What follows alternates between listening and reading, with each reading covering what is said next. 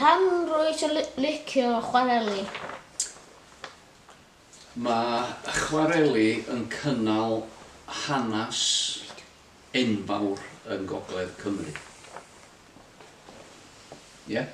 Cos mae yna chwareli llechi yn bob man yn Gwynedd. A mae hanes y chwareli, hanes cynnar I hanes pan oedden nhw ar y bri a hanes nhw'n dirywio wedyn, mae o'n hanes diddorol ofnadwy. Pa offer oedd chi anen I gwneud y swydd? Cyn agorodd, pren mesur a cyllathnafu. Faint o llechi to oeddech chi'n gwneud mewn diwrnod? Mewn diwrnod, ar y ddiwrnod da, fedra chwarelwr wneud rhyw 1000 o lechi'n dibynnu ar ansawdd y lechan. Os di lechan da, nid rhyw 1000 yn eitha rhwydd. Os di o'n garag yn salach, mae'n bach caletach. Nes I brifo yn y chwarel? Oedd, mae yna lawar di brifo yn y chwarel.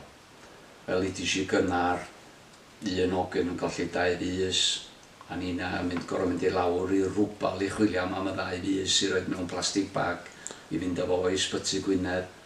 Ond yn anffodus oedd o rhydd rwg. Ac oedden nhw methu wneud eich roed nhw'n ôl. Lle di hoff llechi? Hoff le fi, be yn y chwarel? Ie. Y caban, os fanna da ni'n cael amser cinio lle da ni'n cael hwyl a sbrio, tynnu coesa'n gilydd a chwarae jocs o'n gilydd. So, caban ydy'r holl le. Mynd I gwyn y chwarel. So pres oeddech chi'n gwneud?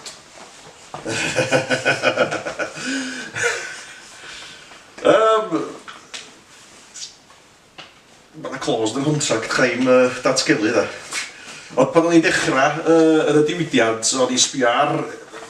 Digon rhyfedd o'n i'n sbio ar hen payslip o'r flwyddyn 2010 ac adag yna o'n i ar 1,500 y mis. Pwy sy'n defnyddio y llechi? Toiwr. Ia? Pobl adeiladwyr tai sy'n wneud y toia. Hynny sy'n iwsio'r llechi fwyaf. Ond wrth gwrs mae llechi wedi cael ei gryrsio, yn cael ei iwsio mewn lonydd newydd, wneud cerrig beddi, ac yn yr hen oes yn wneud llechi sgwennu, bob math o bethau. Be llechi di newid yn eich barn chi? Mae di newid am y gorau swn i'n meddwl, mae technoleg wedi dod I fewn I fi lle a mae perianna mawr wedi drwg wrth gwrs, mae lai o bobl yn gweithio yn y chwarel, ond mae'r perianna mawr yn gallu creu fwy o waith I hynna syna lly de. Lle oeddech chi'n gweithio? Dwi wedi gweithio mewn amryw o chwareli dros y blynyddoedd. Pan nes I ddechrau dros chwarter canrif nôl bellach, nes I ddechrau yn chwarel y Llechwaedd a Maen y Fferan yn Blaena. A wedyn nes I symud I Cwt y Bugail sydd hefyd yn Blaena. A wedyn tua 6 mlynedd yn ôl nes I symud I chwarel y Penrhyn Bethesda a fanna dwi rwan ac dwi wedi codi fod yn rheolwr y chwarel hefyd. Faint o bobl sydd yn gweithio yn y chwarel? Pan o'n I yn chwarel Yr Orsaf yn Dyffryn Nantlle, o'na 16 ohonan ni'n gweithio fo'n gilydd. Dwi'n gwneud un cwestiwn. Sa chi wedi dewis diwydiant arall? Sbio nôl am? I fod yn onest, nasw. Mi nes I fwynhau yr amser yn chwarel yn andros o ychal. A swn i'n mynd yn ôl fory nesa. Oedd y cymuned yr hogia yn gymaint o hwyl a gwaith da, ti'n gwybod? A chdi'n gweld y hoel ar ddiwedd yr wsos, gweld beth a chdi wedi gynhyrchu. Am faint o flynyddoedd, dros 30 o flynyddoedd I gyd, dechrau fel fi'n dweud, 15 oed, a nes I ymddoli, o'n i'n 55 gwnnol, 57 siŵr iawn, ond oedd y chwarelydd adag yna dod I ben, so oedd y gwaith yn darfod I raddau. Oedd eich teulu yn gweithio yn y chwarel? Oedd, mae rhan fwyaf o'n teulu wedi gweithio yn y chwarel dros y blynyddoedd. Dwi pedwerydd cenedlaeth o'n teulu I weithio yn y chwarel. Yn y chwarael, ydych chi dal efo caban? Oes, mae'r cabanau dal i fod yn y chwareli. Mod i'n rheolwr rwan, dwi'n cael bita y caban, lle dwi'n gorfod bita ar ben yn hyn yn y swyddfa, ond yndi mae'r cabanau dal i fynd yn y chwareli.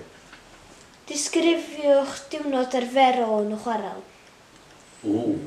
Na ti'n da, cwestiwn da. Peth cyntaf bore ia, da ni bob tro yn chwarel yn dechrau 6:30 yn bora, yn fuan iawn. Fydda i'n teithio o Porthmadog pan o'n i'n gweithio yn chwarel Yr Orsaf, codi 2-3 o'r hogia yn Llanllyfni, Penygroes ar y ffordd. A wedyn peth cyntaf oeddwn i'n gwneud fel rheolwr oedd gorfod mynd i lawr i'r twll mowr Yr Orsaf a gwneud checks a sgwennu mewn llyfr os oedd hi'n saff i ni fynd i lawr yna i gario ymlaen i weithio. Wedyn oedden ni'n mynd i lawr, tyllu, llenwi tyllaf o pwdwr, tanio, cael lwmp o gerig, llwyth o lori, dod o fo fyny'r felin, a dyn oedd hi'n amser cinio erbyn hynny. Pawb yn y caban yn cael cinio a siarad am beth oedd wedi digwydd noson gynt neu beth bynnag oedd wedi bod ar teli, ar y teledu. A wedyn yn ôl i lawr i twll ar ôl cinio a cario ymlaen yn neud yr un peth, tyllu, tanio a llwyth o cerig mowr o'r twll i fyny'r felin. Pam oeddech chi eisiau gweithio yn y chwarel? Ar adag yna, dyna bod ni'n gwneud am bod ni'n dod nôl mor bell. Dyn nhw pob yn mynd i'r chwarel ar ôl oedd yn had yna a'n haid, wedyn o'n i'n mynd yn dilyn nhw i fewn i'r chwarel, a o'n ffordd hawsach o gael gwaith na'n mynd allan i chwilio am waith. Disgrifiwch diwrnod arferol. Yn nwrod arferol i rwan, mae'n wahanol i rhan fwyaf o chwarelwyr am bod fi'n rheolwr y chwarel, felly dwi'n dechrau gweithio 6:00 yn bora. Wedyn fydda i'n mynd rownd y chwarel, neu siw bod man yn saff i pawb gweithio. Mae'r shifft yn gychwyn, mae gweddill rogiad o fewn at 8:00, a wedyn dwi'n gorfod neud siŵr bod pawb yn gwybod lle maen nhw'n mynd i weithio, be maen nhw'n mynd i wneud am y diwrnod, a dwi'n gorfod trefnu os da ni'n tanio a felly efo ffrwydron, a neud siŵr bod bob dim yn gweithio'n berffaith. Pa mor saff oedd hi i weithio yn chwarel? Os oedd ti'n cadw dy lygad yn gorad, oedd hi'n eitha saff, ond wedi dweud hynny, chwarel ydy, a mae yna bethau peryg mewn chwarel. Wyt ti'n iwsio dy ddeilo i symud blociau lechi, ac wrth gwrs mae llechan yn siarp. A mae gynna i lot o greithiau ar y nilo, lle ni wedi cael toriad go ddyn efo llechan, a gorfod mynd i gael stitches, ti'n bo? Nath ambell un dorri goes, a mi nath na un hogyn yn byw yn bron, nath o golli 2 fus yn injan a ddu. So oedd o'n le reit berig. Reit berig, oedd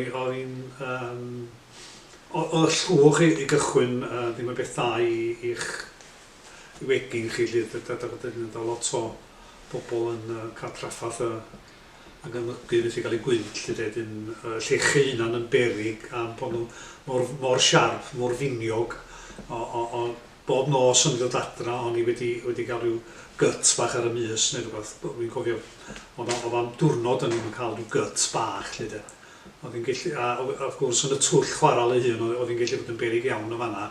Rhyw beth a'n disgyn o uwch ben y twll, am bod chi'n dynion yn gwylod. So oedd hi'n job o berig, a chi'n gorfod bod yn wyliadwrus iawn. Roedd yna lot o anifeiliaid yna a beth oedd yn... Os am anifel, wedi bod yna ers dwi wedi bod yn gweithio, dwi ddim o'r hen yna, ond yn y gorffennol o'na ceffyla yn gweithio cyn oedd y trens y stem yn gweithio yn y chwareli chi. Ond yn chwarel y Penrhyd mae yna lot o geifr gwyllt ac ambell i ddafad hefyd, ond dyn nhw'n yn gweithio. Wyt ti'n licio gweithio yn y chwarel? Dwi'n licio gweithio yn chwarel efo criw mowr o hogia. Da ni'n cael lot o wyl, a da ni'n gweithio'n galad, a beth sydd dda ar ddiwedd yr wsos gweld faint da ni wedi gynhyrchu o lechi to felly. Ydych chi'n enjoio mwyaf yn y chwarel? trin llechi da, so gael llechi da, mae'n blesar cael trin nhw lle. Ond hefyd wrth y modd yn y caban amser cinio efo'r hogia. Gychod yn cafio'r llechi. Oedd, estalwm, oedd, o'na nifer o gychod yn arfer clwdo'r llechi i 4 ban byd, ac rei difyr, da ni'n dal i ddefnyddio cychod yn Chwarel Pedryn i gario, dim llechi dyddi yma, ond llechi sydd wedi cael ei crysio'n aggregates, ac mae hynna ar y funud fel arfer yn mynd am Holland, rhyw 2-3 cwch y mis, dwi'n meddwl. O, mae gennau lawar, dwi wedi diddori yn digweithio yn y chwareli, a wedi hel hanes y chwareli drwy Gwynedd i gyd ac ymhellach. Nes I gynhyrchu llyfr, dwi wedi cynhyrchu 2 lyfr am hanesu y chwareli a pethau sy'n perthyn i'r chwareli am hir iawn. Helo, fe enw I yw LleCHI a dwi wedi hoffi dod i Academi Carwyn. Dwi wedi hoffi gael creu lluniau fel Carwyn a dwi wedi hoffi editio nhw. Dwi'n meddwl mae lluniau fi well na Mona Lisa a lluniau Carwyn. Fy enw I ydy Beca, rwyf yn y Academi Carwyn ac y pethau gorau fi yma oedd creu ffrindiau newydd a gofyn cwestiynau I pobl o chwareli. Fy enw I Noah ac rwy'n licio mynd i'r Academi efo Carwyn. Rwy'n licio editio lluniau, rwy'n licio gwneud lluniau fel Carwyn. Dwi'n licio hefyd dysgu am y chwareli wrth wneud y gwaith. Enw fi ydy Hydref ac dwi wedi enjoio bob dim o fynd i'r Academi Carwyn. Helo, fy enw I yw Billy ac dwi'n dod i'r Academi Carwyn. Dwi'n enjoio tynnu lluniau ar y camera ac gwneud ffrindiau newydd. Fy enw fi yw Theo ac dwi wedi hoffi tynnu lluniau ac editio fideos. Helo, enw fi yw Aneirin a nes I mwynhau mynd i'r Academi Carwyn I gwneud y lluniau gyda'r ffrindiau.